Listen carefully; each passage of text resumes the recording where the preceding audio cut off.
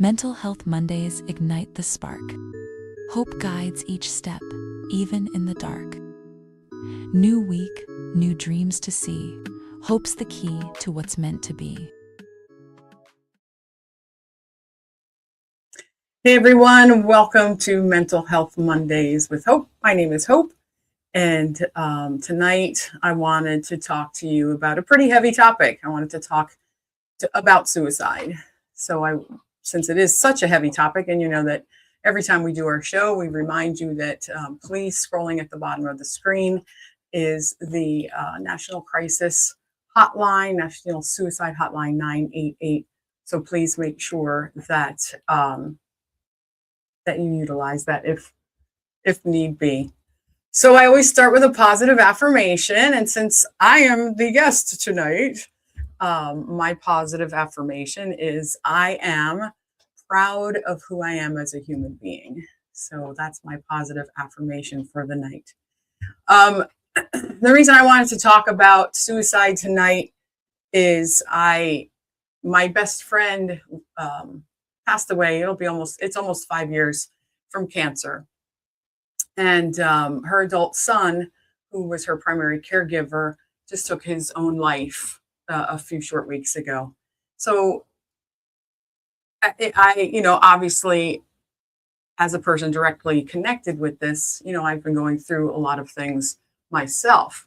I feel very lucky to be a mental health practitioner in, a situation like this.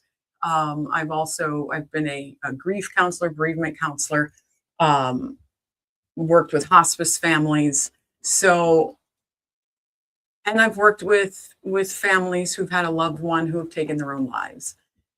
So it's something that I, really wanted to talk about tonight. I'm very fortunate and blessed that I have a great support system, a good friend who is also friends with my bestie, as well. We've been able to talk about these things as well as my children. And, my significant other has been a true blessing. And Mr. Kendall here, of course, my producer, he's been reaching out to me, even though I'm going to tell you, I didn't call him back. And I feel like that is because I just took this last couple of weeks for some, I was very introspective. So when I came on, I wanted to do the show tonight. I wrote down a few points. So I apologize if you see me looking down. It's because I don't want to miss anything. So I did write down a few points. But before I get into those, I wanted to talk about a few other things as it relates to suicide. First, mental health does play a large role in many suicides. And, we as a state of Pennsylvania, so I cannot speak for other states, but I also feel as a nation, we lack in mental health services. And that is something that's very important. We lack in mental health services that accept Medicaid. So, it's really important that we reach out to our legislators and talk to them about the needs for mental health services, especially if it's something that has touched your family. You can share your own stories. If you're here in Pennsylvania and you're watching this, State Representative Mike Schlossberg, he spearheads a lot of the mental health initiatives in Harrisburg. You can follow him on his social media. I follow his TikTok, where he does make a lot of videos about, the progress being made toward bringing more mental health services into Pennsylvania. So if that's something that, I shouldn't say if that's something you're interested in, I feel that, it's something that we've all been touched by mental health issues in one capacity or another, that it's important for us as good citizens, as good human beings, to really make sure that everyone is cared for in that capacity. Also, we see a lot of bullying. We see young people taking their lives due to bullying. And again, the mental health aspect of it is a self-esteem issue, they're just overwhelmed with this. But, the bullies need to be held accountable as well. So knowing what your kids are doing, knowing what their online um, footprint looks like, and teaching your kids that it's important to be kind to others. Um, we can all then start to come together, and hopefully we can de-escalate this bullying that leads to suicide phenomenon. I know, through the years, I've also had friends, or I've had clients who had attempted suicide, and talking with them, sometimes, they, even though they had a good support system, they just didn't feel that they could reach out to them, or that their support system would understand. Um, that's probably not true in a lot of cases, but it could be true in other cases. If somebody talks to you about having feelings that they don't want to be here anymore, that they feel that the world would be a better place without them, please be compassionate. Please assist them. Please guide them in a direction. Again, 988 is a great telephone number. Reach out yourself if you don't know how to handle a situation like that. You can talk to counselors. You can talk to your clergy. Make sure that you're equipped with the tools also that you can help another human being. One of the things for me is that I did feel a sense of guilt, because this is my best friend's son. And, it's interesting. They say, oh, never accept, never make a deathbed promise to somebody. But it's really difficult to not do that. And, she had asked me to make sure that I kept an eye on her son. And, I felt a lot of guilt with his passing, that I could have done more. I could have reached out more. I could have been a little bit more assertive in my attempts to reach out to him. But when it comes down to it, I did do what I felt was in my capabilities. But there's that sense of guilt, and I think it's very normal and very common, and I do understand that as well. So I apologize. Like I said, I'm going to be looking down to read this, because I do not want to miss any of the points that I wrote down to talk to you about tonight. So here is something. It's releasing the why trap. Wanting answers is human, obviously. I feel like I kind of knew a why, but not a complete why. So I don't feel that I was doing that as much. And I could say there are so many times that someone who takes their own life, their family or friends didn't see any signs. And that could be that could be a chemical imbalance, that's, from a mental health diagnosis. That they left for work that morning and they were fine. He was the star of the football team. He had lots of friends. So it is human nature to ask why. Suicide, of course, is rarely the result of just one moment or one failure.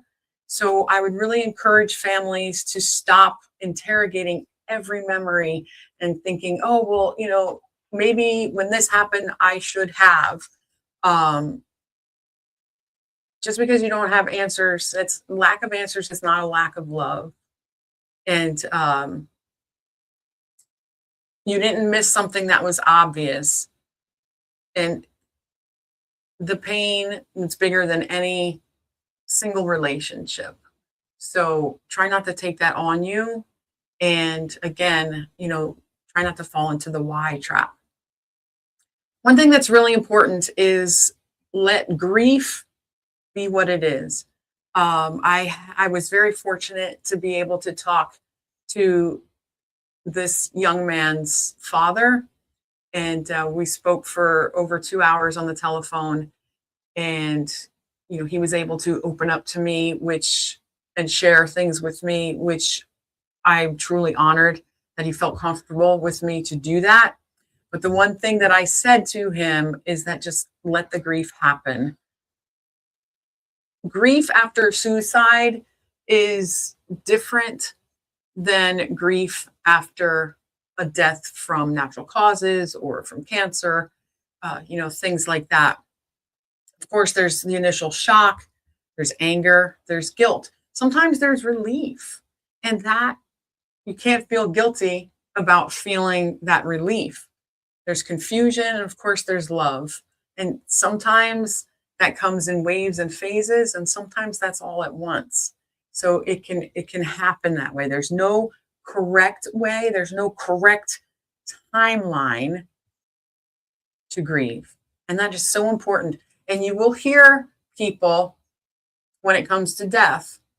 I've heard it. I've had family members that I've worked with through hospice who have heard it from friends. Oh my gosh, aren't you over this yet? That's like a dagger through my heart when I hear that someone has said that to an individual who lost a loved one. It's very, very important, if you are the friend and you're talking to someone who lost a loved one, is to remind them to grieve however works best for them. It's going to come in waves. It's going to be up and down. I can tell you there's, this one thing, it's called the year of firsts. And it's the first birthday, the first Christmas, the first, if you liked to go look at the stars or things like that, the first time you do that without that person, the first time you go to your favorite restaurant without that person. The year of firsts are very, very difficult, but it's also a great time for reflection. And instead of viewing it as sadness, which obviously it is, try to somehow include that loved one in that first again. One day you might feel totally numb and shattered the next. It's going to come in waves, and just let it happen. And the people who are around you, I'm asking you, please just be there and let it happen. There's no reason to say things sometimes. It's just being there, maybe hugs, maybe holding their hand, just being there. One of the things that I really wanted to talk to you about also is to learn to separate, and this should really try to be something that you do in the beginning, and you can do this through sharing memories, is learn to separate the person from the act or the illness. That is really important. Many people who die from suicide die during a period of overwhelming mental or emotional stress or illness. And, the part of them that loved you did not want to leave you, but the illness was louder in that moment. The despair was louder in that moment. So try to separate the person from the illness, and that is really important. Guilt is common, but not truth. So almost every survivor carries the if only thoughts. And guilt is a grief response, not evidence. Guilt is a grief response, not evidence. If only I called them more often. Which was, again, my guilt. That was my guilt. If only I kept up on it. If only, I was, like I said, more assertive when he didn't return my calls or my texts. So that guilt is a grief response, but it's not the truth, because when I sat back in a logical way and looked at what I did, as was requested by my best friend, I fulfilled that role. So it wasn't the truth. And as I just said, sometimes the illness, sometimes the moment of despair is heavier than the love or respect that individual has for the people around them. When we talk about, I go back and I talk about the different phases, the shock, the anger, the guilt, the confusion. So sometimes, when we think of the confusion after a loved one takes their life, we might think they didn't love me. If they were able to take their own life, they didn't love me. They should have loved me more and not taken their own life. And, of course I do understand that sentiment, but again, it's about their situation.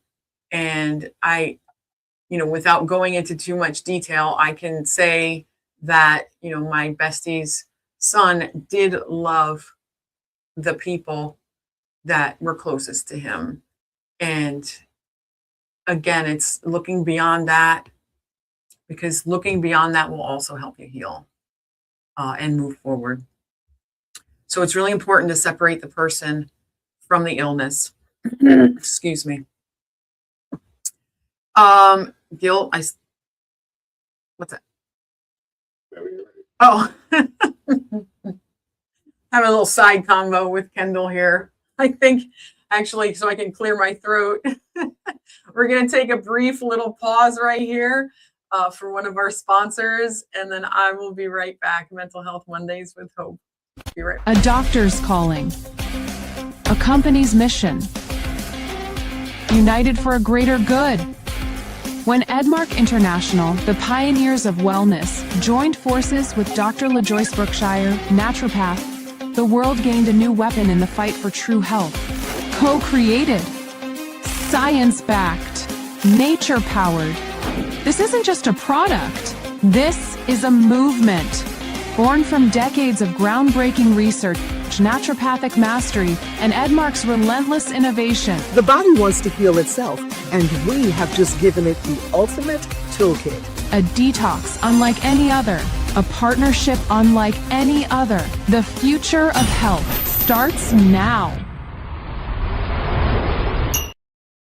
All right, we are back. I had to clear my throat there. How are you feeling about this weather? I don't know where everybody's, watching from here in Pennsylvania. Hey, we're going to have a heat wave. It's going to be above freezing. Another point that I wanted to make was say their name. Avoiding the name does not protect anyone. Sharing the memory keeps the connection alive and allows healing to happen with the loss, not around it. Laughters and tears can coexist, and both are allowed. And and I've been part of it, and I've seen it happen, where one moment you can be grieving and crying tears of sadness, and someone will say, "Hey, remember when?" And then that will break off into laughter, and then there could be additional tears, but the sadness tears have faded to the background. It's really important to keep speaking their name.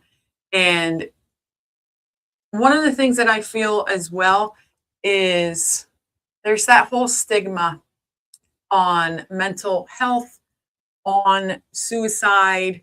And if you have the strength to state that your loved one took their life, that your loved one, and another topic is, overdose. That's the only way we're going to break the stigma. And I understand, I get it. You feel that there's going to be judgment. And sadly, some people will, but it's not their place. It's not their situation, and it's not their loved one.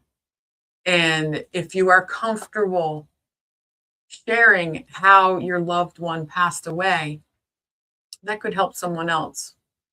And again, like I said, if you're comfortable, because this is extremely overwhelming when someone passes this way, and it may take a while. It may take a while for individuals to be able to state that, because of everything that I've stated so far, because the grieving process is so different, because of the guilt where you may feel that you could have done more, or what did I miss? And I want to say to you that Again, if it was obvious, you would not have missed it. Okay. If it was obvious, you would not have missed it. Laughter is a great medicine. And if you can laugh about it, I am a person that I laugh a lot. That's how I feel that humor is an amazing medicine. And I do laugh about things. I laugh about myself because I'm comfortable with who I am. I do something stupid, I laugh at myself because, it's life. And there will be some people that might feel that's odd, but, again, that's okay. This is your journey and your journey alone. So I shouldn't say alone because you're not alone, but it's your journey and you can take whichever paths or roads along that journey that are going to get you to your destination, which is peace. Protect children with honesty and simplicity. I feel that it's very, very important to not lie to children. And here's, the reasoning, because, they're going to find out. They're going to find out. And I feel that as a parent and as a mental health practitioner, it's better that they hear it from you. It really is better that they hear it from you. Avoid euphemisms like they went to sleep or they left us. That is very, very vague. Very, very vague.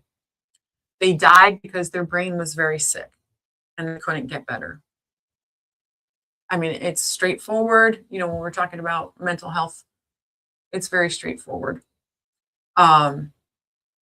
Reassure them repeatedly that it was not their fault, that they had no role in this whatsoever. They died because their brain was sick and they couldn't get better. I mean, it is 100% the truth. So find people that can sit and not fix. And sometimes that can be difficult, especially for the person that wants to be there for you. A lot of times, when someone passes away, people will say, "Oh, I don't know what to say to you. I'm so sorry for your loss. I just don't know what to say." That's okay. You don't have to say anything. I'm sorry for your loss. I love you. I'm here for you. And just sitting in stillness, sitting in quiet, and allowing that person who you're sitting with to say whatever they want to say without you interjecting anything into that. Holding their hand, not even saying it's going to be okay is not a great thing to say. Or I know what you're going through is also one that's not a good example to use. If you had a pet that passed away versus a child or a sibling that passed away, it's a little different. So, and I know it's well-intentioned and I understand that. I know that it's well-intentioned. But being that person that can just sit there with them and that they know that you're there is really, really important. And also, I see it just with death in general. Friends or family will say, "What can I do for you?" And you know what? Their brain is in 80,000 different directions. They have no clue what you can do for them. So one of the things that you can do is just take action. If you see dishes in the sink, just get up and do them. If you see that they're not eating, bring a meal. Yeah, I mean, if they're your friend, if they're your family, you're going to know what foods they like. Bring them a meal. They may not want to eat. My suggestion is not bringing something super heavy because they might just take little nibbles here and there.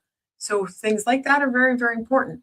But just being there, being still, and being in the moment is so, so important. And the one thing that I said was the year of firsts. I remember someone said to me, "Well, the year of firsts is up and I don't feel any better." And really, when we discuss the year of first, we're not discussing it as okay, the year of first is over. You're all better now. It's just a mechanism that the year of first are going to be different. That first time of whatever that event is, that holiday, anniversary, vacation, it's going to be different. After the year of first, it may not get any easier. And I can tell you that on March 1st, my best friend will be gone 5 years. And I still go through moments of sadness and crying. And it's 5 years. And I just allow myself to have that. And, and it is a lot of times associated with some sort of an anniversary. And what I do, like, we took a bunch of bucket list trips and things like that. And when those memories come up on Facebook and, social media, my initial, we have to train our brain. My initial thought was like to be a little bit sad because she's not here with me anymore. But then I go to the memories.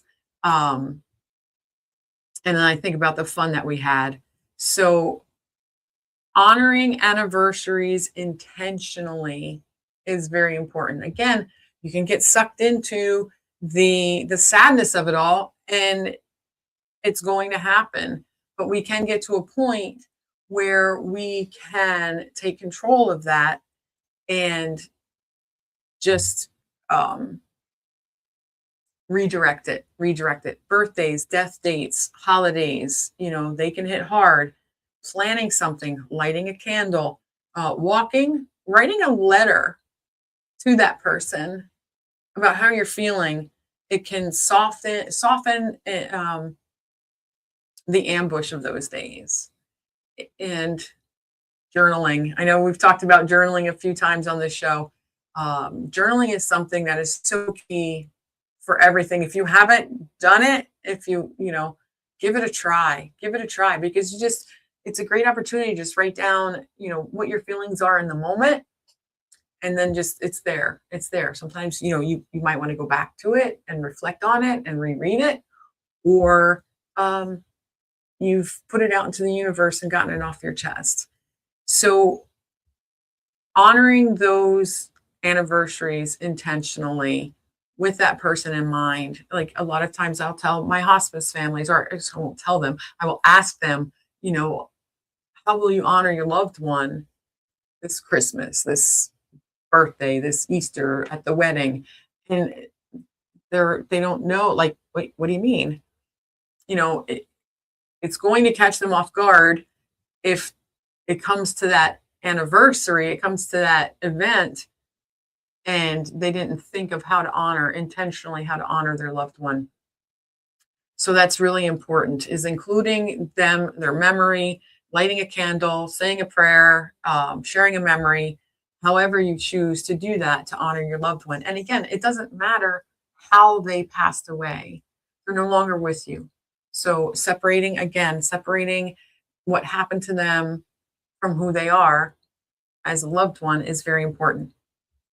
2 more points.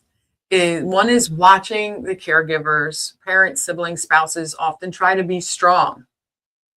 Remind them that grief is not contagious, but unspoken grief can isolate. And, again, when I was speaking to, the dad in this situation, I reminded him, about isolation. And he has a great support system with his family and a few close friends, and they will reach out and they will be there for him.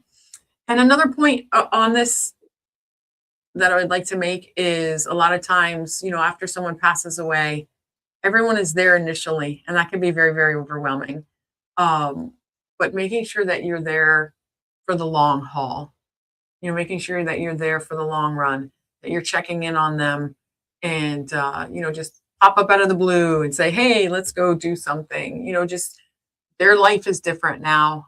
And you can really honor your love for them by just remembering to reach out to them all the way down the road. So it's really, really important to, make sure that we have a support system for all the caregivers. And the last one is, hope doesn't mean forgetting. Healing doesn't mean moving on. And it means learning to carry love and loss together. And that joy can return without betrayal. So having hope for a positive future, a positive mindset, peace, it doesn't mean forgetting. And that's really, really, I feel like the most important. I think that's everything that I really wanted to go over with you this evening. And I again wanted to remind you that 988 is there for anyone who needs that. And if you are going through this as a family, or if you are someone who has attempted to take their life in the past, remember, you are important. You are worthy, right? We need you here. We need you here. And, you might be having a moment and that's okay, but you're important and you're loved. So if you've been listening as somebody who has lost someone, what you're carrying is heavy and the way you're responding to it is human. There's no perfect way to grieve this kind of loss. The questions, the guilt, the anger, thinking that you failed, all of those feelings means that you loved, that you really loved this individual. Your person was more than the way they died. Their life mattered, and your life still matters, even as you carry the pain. Healing doesn't mean forgetting. It means learning how to live with love and loss in the same breath. So if today stirred something in you, please reach out to a trusted person. Again, 988, clergy, what have you. Thank you for listening and watching and for holding your space for a difficult topic, difficult conversation. And please remember to take care of yourselves. So thank you again. I'll see you next week.